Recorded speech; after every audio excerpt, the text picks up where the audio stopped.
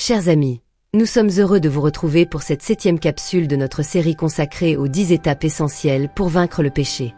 Après avoir compris l'importance de marcher par la puissance du Saint-Esprit, nous découvrons aujourd'hui un autre pilier indispensable de la victoire spirituelle, le renouvellement de la pensée par la parole de Dieu.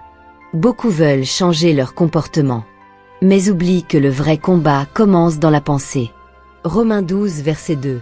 Ne vous conformez pas au siècle présent, mais soyez transformés par le renouvellement de l'intelligence. Le péché ne commence pas dans les actes.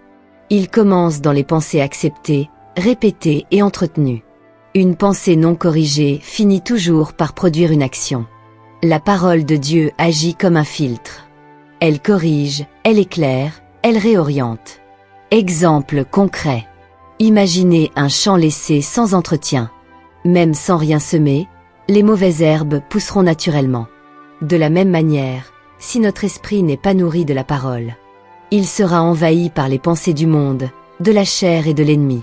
Ce n'est pas ce que tu enlèves qui transforme ta vie, c'est ce que tu remplaces. Anecdote biblique. Souvenez-vous de Jésus dans le désert. À chaque tentation, il n'argumente pas, il ne discute pas. Il répond. Il est écrit. Dans Matthieu 4. Jésus nous montre que la parole de Dieu est l'arme principale dans le combat spirituel. Là où la parole est connue, la tentation perd sa force. Renouveler sa pensée, c'est lire la parole régulièrement, la méditer profondément, la déclarer dans la prière, la mettre en pratique avec obéissance. La victoire n'est pas réservée à ceux qui savent beaucoup, mais à ceux qui appliquent fidèlement ce qu'ils savent.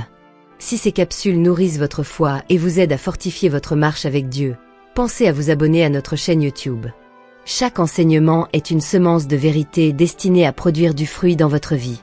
Un esprit renouvelé produit une vie transformée. Quand la parole habite abondamment en nous, le péché perd son autorité. Nous vous donnons rendez-vous très bientôt pour la 8e étape, où nous parlerons de la vigilance et de la prière dans le combat spirituel. Que l'Éternel renouvelle votre intelligence par sa vérité.